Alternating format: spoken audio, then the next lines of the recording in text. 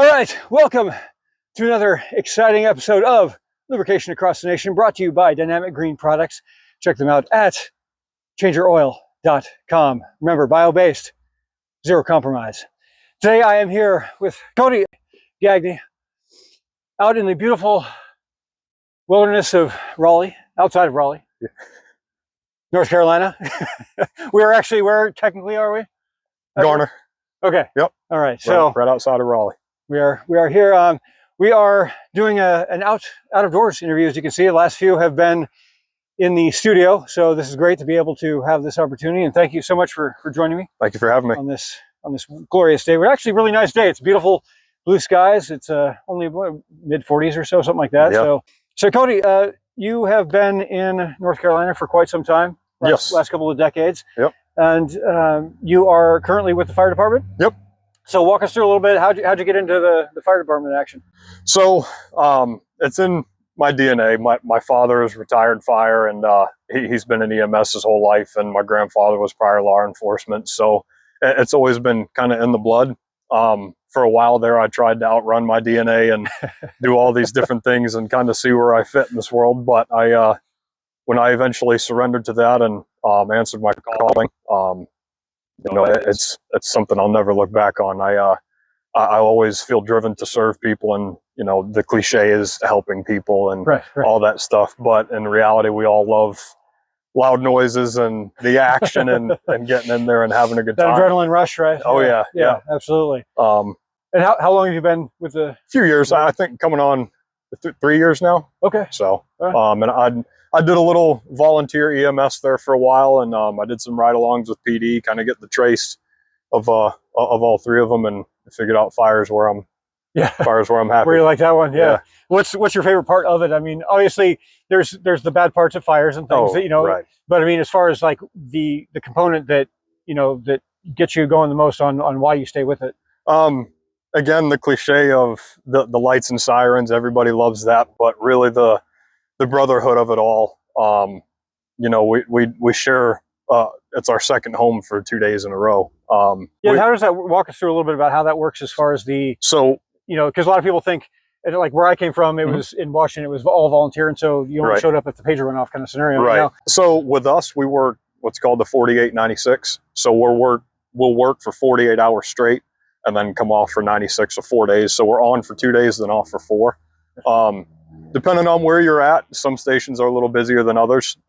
It can be a long 2 days, or it can be the best. And if you have a good crew, there are times where it's, I don't want to say you're bummed to go home. Everybody loves to go to their family and such and stuff like that. But I go to the station for 2 days to bro down.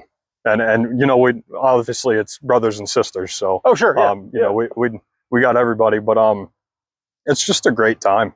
Nice. You get with a good crew, and you mesh well together and you problem solve together, and that's kind of the public reference has always been the world's problem solvers, and we're always striving to be that.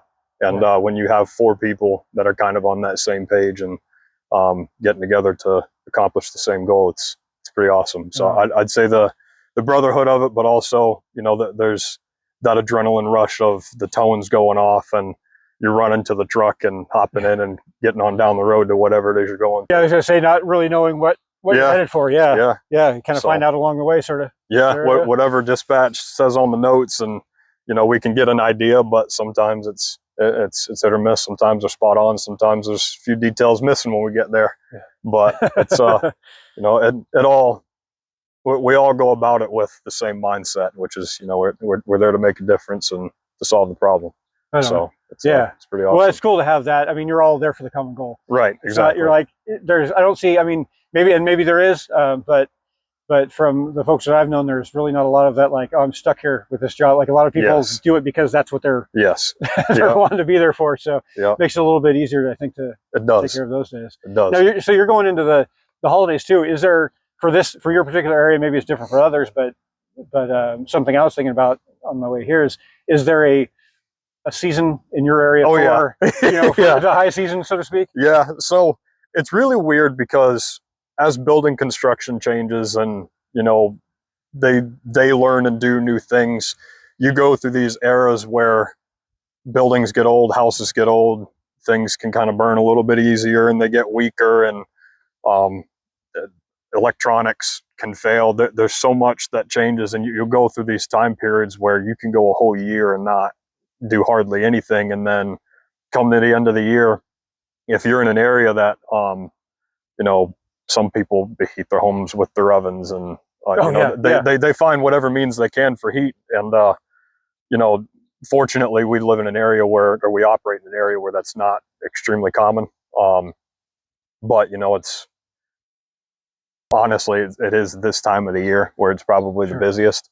And it's anything from medical to people coming in from out of state to visit family. So there's a little bit more fluctuation in car wrecks and. Oh, right. People driving. It's hard enough to drive around these roads with the people. Yeah. Every time I get on 40, I think the same. Yeah. But so there's that, and you know, it being the holidays, people tend to goof off a little bit, and they have a good time, and sometimes get carried away, and you know, certain things happen. But so I'd say probably your holiday season usually ends up being the busier time of the year. Yeah. But you know. It really is anybody's call. Well, you know? And oddly enough, you have kind of a side thing, being a fireman, and then we were talking about fires. Yeah. And as we're sitting on wood here in the middle of the, having just done some video of you, how did you get into the running saw side of it? So I've always hobby hopped. I could never sit still. I've always wanted to do something when I wasn't working, and before, when I wasn't at the fire department, I was looking for things to make me happier. And I went from racing and building cars with my friends to a wonderful friend of mine gave me a guitar, and it needed a little bit of repairs. And he said, if you fix it, you can keep it. And that transpired into building guitars and meeting people in the music world and getting fairly versed in that realm. And that became a phase, and then I got into a bunch of other stuff. But ultimately what ended up happening was the amazing person who was kind enough to let me come cut on her land had a spare chainsaw and said, you might need one of these, and handed it to me, and I still have it. And I started cutting up stuff for firewood for myself so I could just have little fires in my backyard. And I started giving some to some people, and that grew, and I ended up needing a bigger saw because I was cutting bigger stuff, and it's just grown from that. And kind of keeps on going. Yeah, and I gave up everything else, and willingly, this became something for the past few years now that I've absolutely loved doing. So what are some of the key things that you like about it? I mean, you know, keeping warm is one thing, right? Yeah. But what are some of the? I mean, do you find, because I know there's like some of the hobbies that I have where it's stuff that lets me zone out. Do you find that in cutting wood? Absolutely. The cutting, the splitting, the hauling. I donate. There's actually a project here called Warmth for Wake. I tend to go around what I have in terms of surplus, and they take specific types of wood and that you can donate to them, and that's something I'm a big supporter of. I would love to be able to get to a point to where firewood's not a service, it's just something I can give. Sure. I really would love to get to that point. But that's really, it's the zoning out, the flow you get in when you start running a saw and splitting, and it's everything just kind of, it leaves you alone for a little bit. Yeah. And that's really what this became. And it did it like no other hobby that I found. And it's contrary to all the noise and stuff that it creates and the mess it makes. It's, I leave smiling every time. So now you sit in the truck when you're on your way running code, and you're like, so quiet in here. Yeah. Yeah. In our own headspace. Yeah. Yeah. But so what's your favorite saw right now? I mean, I know you have some Huskies, you got some Stills. Yeah. What's going on? Purpose depending. The 500 has its quirks. You need a sharp chain and you need big wood for it to be happy. I have my 661 that we've been cutting with and doing stuff with. That saw was gifted to me. And I sent it off to get built by Josh Lacey, the wonderful person.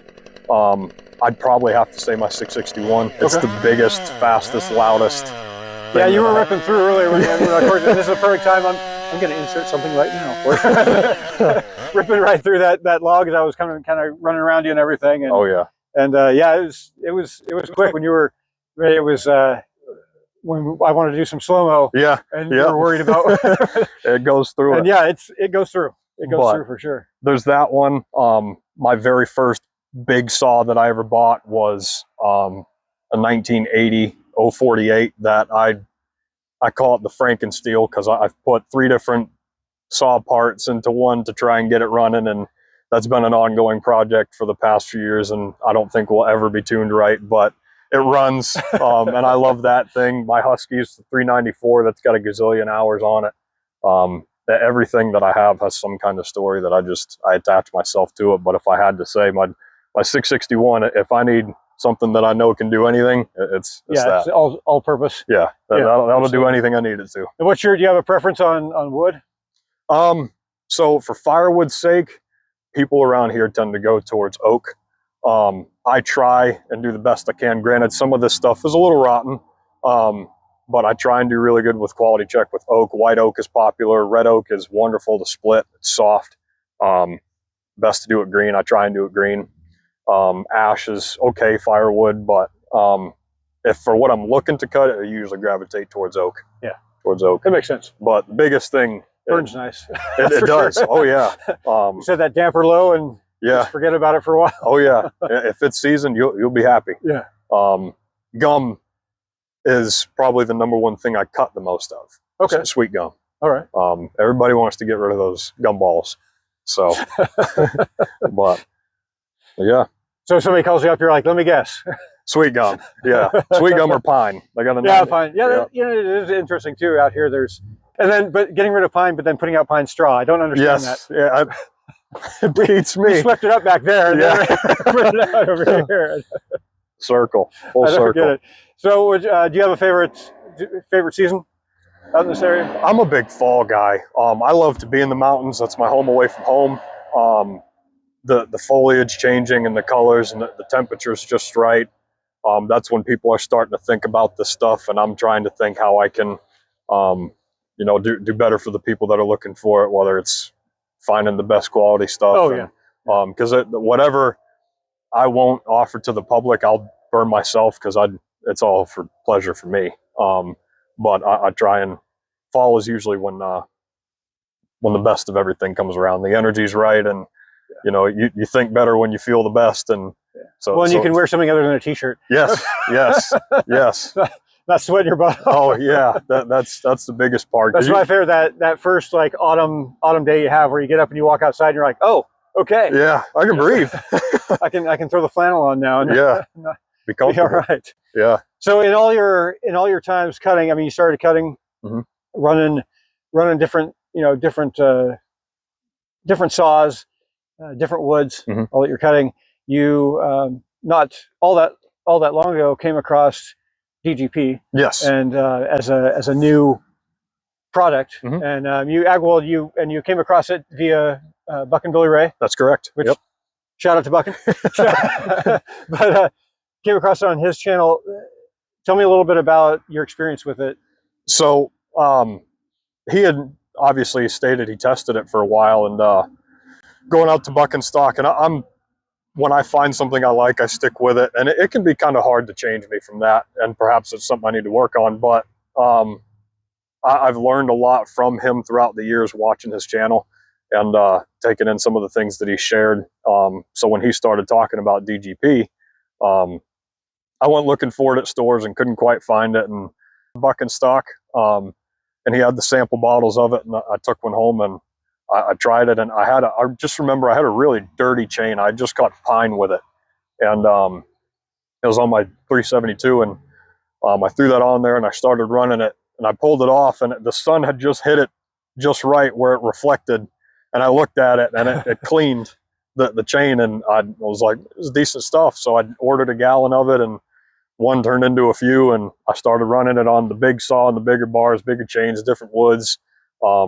My pole saws, my pruning saw, all of it. And just the performance, the cleanup on the saws is easier. The cleanup on the bars. Yeah, we have, I'll put in a couple of, as we're talking about this, I'll put up a couple of pictures real quick into this video here so people can see that I took pictures after you cut up a piece of wood. Yeah. Showing that. And granted, you know, the wood that you're cutting to makes a difference. Sometimes dry can help with that. Sure. But to me, it's the heat, it's the friction, it's the tannins in the wood, the composition of the oil itself, and it's the internet and people argue. But the bottom line is, I cut through pine, sweet gum, all different kinds of things in one day with dirty chains and come out with it with a clean chain. I did notice, especially running through firewood and some of it being dirty, that I don't know how, your guys' magic, it stayed sharper longer. Yeah, so it's interesting you mentioned that, because I was talking with Michael Wiggity Woodworks. He's a carver out of Tennessee, Gatlinburg, and he mentioned the same thing. And I also heard that back at TCI Expo just a few weeks ago. There's a few people I talked to that they say the same thing. They swear by it. In fact, I think Buchan actually mentioned it too. Before, and no one wants to like come out and say it. But it's something I've heard multiple times from different, from carvers, from guys felling trees, from guys doing firewood processing and everything, saying the same thing. Like, I swear, it seems like it's cutting better. So, it holds up. It fights the dirt off better. And gosh, does it make it so much easier? Because I am a hand filer at times too, and when you got a dirty chain, it gums up your files, and then you get frustrated with that. So you take the chains off, you scrub them, clean them, re-oil them, and then sharpen them. This stuff all that's is gone.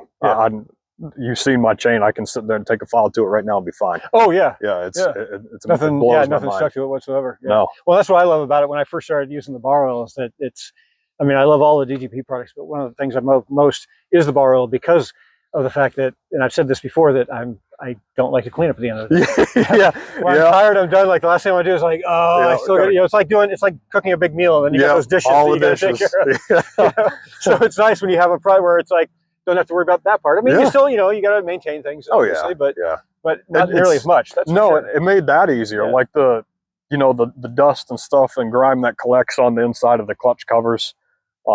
Before, I'd have to, sometimes I'd have to actually pretty decent, but just a little spray gun or air compressor is all I need for that stuff, and it doesn't leave any kind of grimy residual behind it, and there's no staining.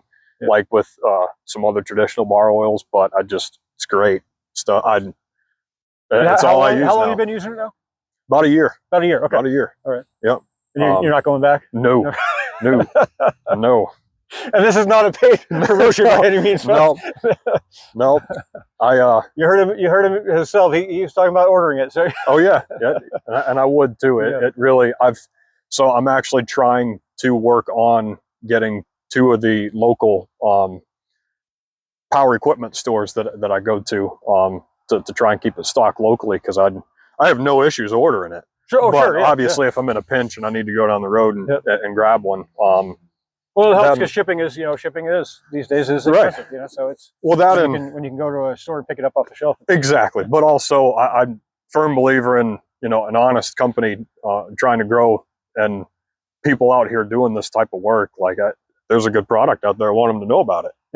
Absolutely. So, and naturally, when you see something new in the store you always go to, I'm pretty regular to these two places. You tend to notice when things are different. You see something new and want to check it out. And I'm the same in regards where I won't stand behind a product that I haven't tested and can swear by myself. And I would love for people to find this for the sake of if you're having to pay to get your chain sharpened, do yourself a favor. Use this so you don't have to spend as much as often, even if it's something simple as that. Bar temp, we temp the bars too as we were running, and I'll add some of that into the video as well. But we did a bar temp. Actually, that bar temp was not changing. It got to a certain point, and it was saying the same. It took longer for it to even start moving up, and meanwhile your engine was nice and warm. It was cooking. It was cooking. It's all around a better product. I love it. So we're wrapping up here. I want to get one last piece of advice from you, of course, from folks on the fireman side of things. What is your best piece of advice for people to if there's a fire in their house? What should they do first? Oh man, gather all the belongings. maybe not take time to do that. Have a plan with your family. We preach that in fire prevention. And they'll probably laugh at me when they see this, because I know they're going to watch it. But that is the biggest principle in fire prevention that we go to with families, especially children. If your kids stay upstairs, if you're on a multi-story house or wherever, have a means of, if something happens, that this is what we're going to do. Yeah. Whether it's they meet in the backyard, the front yard, you have a fire ladder in your children's bedroom, your bedroom. If something happens upstairs or downstairs, just making sure the family's on the same page of, hey, if something happens, this is what we need to do. Yeah. Because ultimately, you never know what, when, or where it could happen in the house, on the house, your neighbor's house, your yard.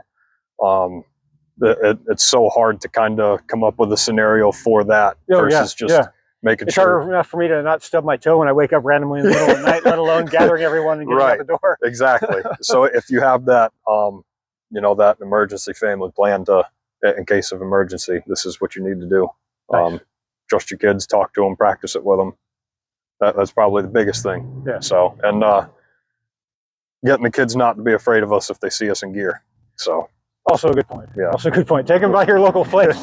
There's a reason why you guys do like breakfasts and things like that at your places, so that people can see them. Yeah. But speaking of which, guys at the station, don't give two-stroke here such a hard time after all this. Cody, thank you so much for taking the time. I appreciate it. And we're gonna cut some more wood here. I'm gonna get a chance to run a couple saws before I have to get out of here. But but thank you so much. I appreciate it. And thanks for all your support of DGP as well. Absolutely. Appreciate it. Happy to be here and happy to support. Thank you so much. Of course. Guys, we're going to get out of here and go cut some wood, but thank you for another exciting episode of Lubrication Across the Nation here at DGP. Remember, bio-based, zero compromise. Check it out, changeyoroil.com.